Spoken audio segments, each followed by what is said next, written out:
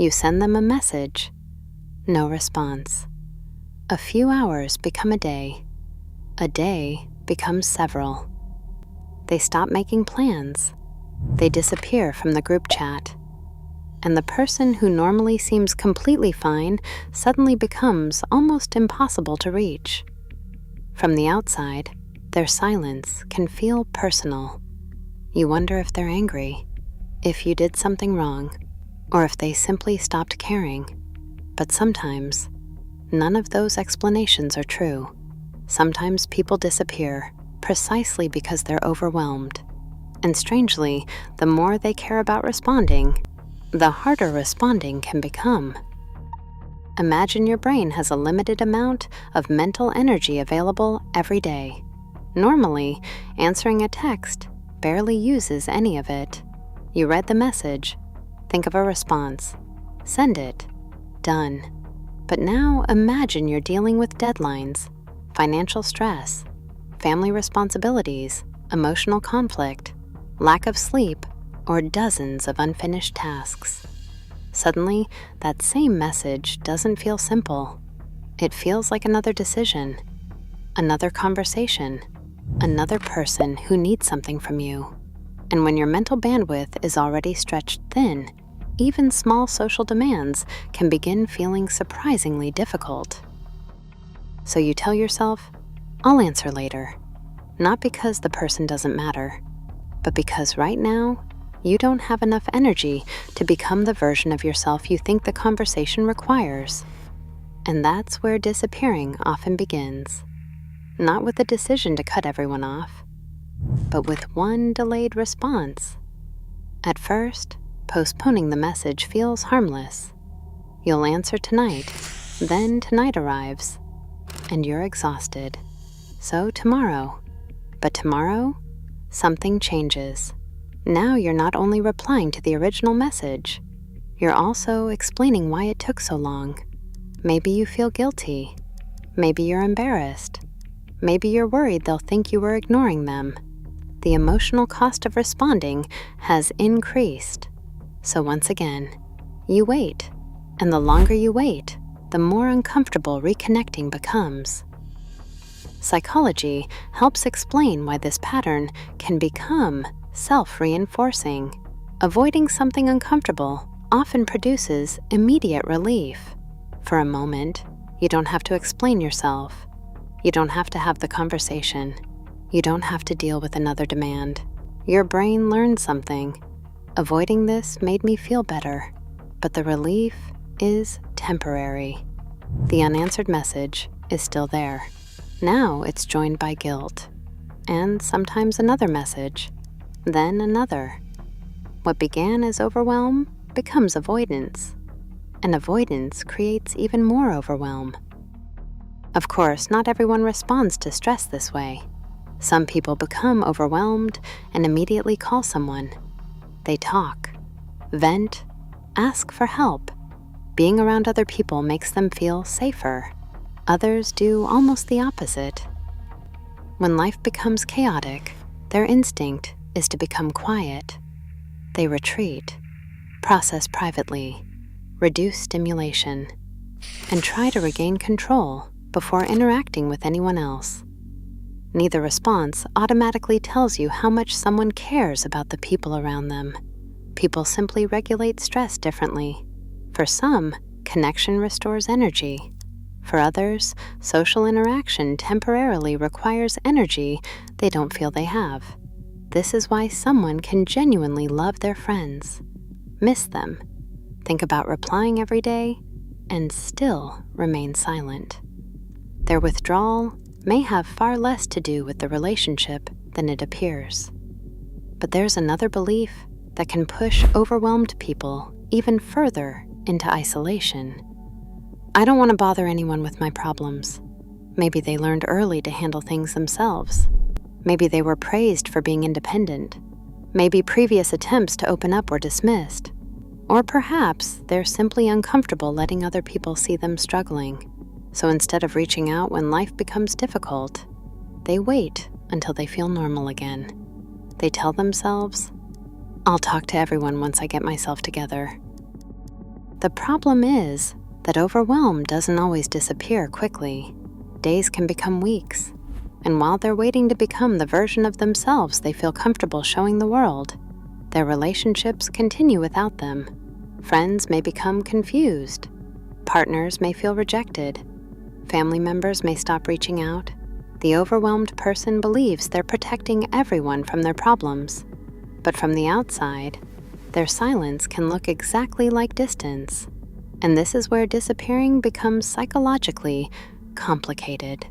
Because sometimes stepping away really does help. Quiet can reduce stimulation. Solitude can create space to think. Distance can give emotions time to settle. But there is a point where healthy solitude becomes avoidance.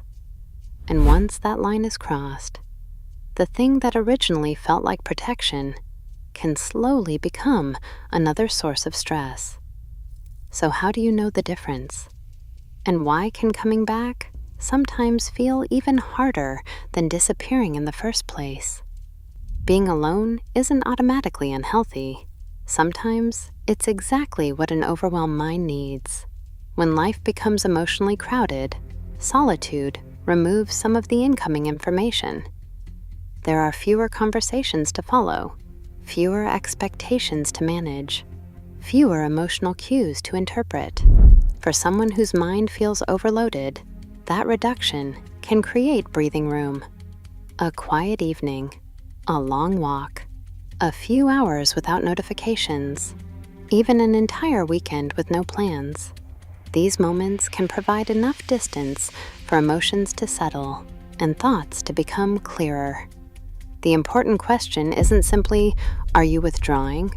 It's, what happens while you're away?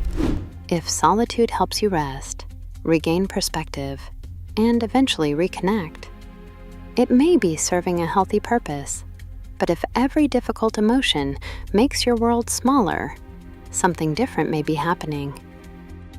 Avoidance is powerful because it works. At first, ignore the message and the pressure disappears for a moment. Cancel the plan, and suddenly you have one less thing to manage. Don't talk about what's wrong, and you don't have to experience the vulnerability of explaining it. Immediate relief teaches the brain that withdrawal is effective. But there's a hidden cost. The problem waiting outside the door hasn't disappeared. And now, something else has been added. Anticipation. The conversation you avoided yesterday can feel even harder today. The friend you haven't answered for a week feels more difficult to contact than they did after one day. Eventually, a person can become overwhelmed, not only by the original stress, but by everything they postponed while trying to escape it. That's when solitude stops restoring energy and starts consuming it. Imagine disappearing for 2 weeks. At first, you needed space, but now you're feeling better. You pick up your phone. There are messages waiting. Where have you been? Are you okay? Did I do something? Suddenly reconnecting means explaining your absence. Maybe you're afraid people will be angry. Maybe you feel embarrassed that you couldn't manage everything. Or maybe you don't even know how to explain what happened. So you wait one more day. This is one reason disappearing can become a cycle. Overwhelm creates withdrawal. Withdrawal creates guilt. Guilt makes reconnection uncomfortable. And that discomfort creates more withdrawal. Breaking the cycle often requires doing something that initially feels harder than staying silent. Responding before you feel completely ready. Sometimes the message doesn't need to be perfect. Sometimes it can simply be, I'm overwhelmed right now. I'm not ignoring you. I just need a little time. One honest sentence can prevent silence from becoming a story someone else has to interpret. There's also another side to this behavior that matters. Understanding why someone disappears doesn't mean their silence has no impact. If you're close to someone who repeatedly vanishes, you may feel confused, rejected, worried, or exhausted. Those feelings matter too. Someone can be genuinely overwhelmed, and their behavior can still hurt another person. Both things can be true. Healthy relationships don't require people to be constantly available, but they usually require some form of communication. Even a small signal, "I need space. I'm having a difficult week. I'll reach out when I have more capacity," can create a boundary without leaving someone else wondering whether the relationship has disappeared. The goal isn't constant access, it's clarity. So what does it mean when someone disappears, whenever life becomes overwhelming? Sometimes they're trying to regulate stress. Sometimes they're avoiding vulnerability. Sometimes they genuinely need solitude. Sometimes they've convinced themselves that struggling should happen privately. And sometimes they've simply waited so long to respond that returning now feels harder than staying gone. But silence doesn't always mean indifference.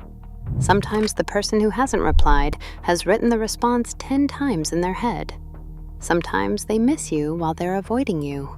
Sometimes they care deeply, but don't know how to stay connected while they're struggling. And perhaps that's the most important thing to understand. People don't always disappear because they want distance from others. Sometimes they disappear because they want distance from everything they're feeling. But learning to manage overwhelm doesn't always mean shutting the world out. Sometimes it means learning how to say, "I'm struggling, I need some space, but I'm still here." Because solitude can give us room to recover, while communication gives the people we care about a reason not to mistake our silence for goodbye. Thank you for watching WonderVerse. If you enjoy exploring the psychology behind everyday behaviors and the hidden patterns shaping the way we think, feel, and connect, subscribe and join us for another journey into the human mind. Until next time, stay curious. Welcome to WonderVerse.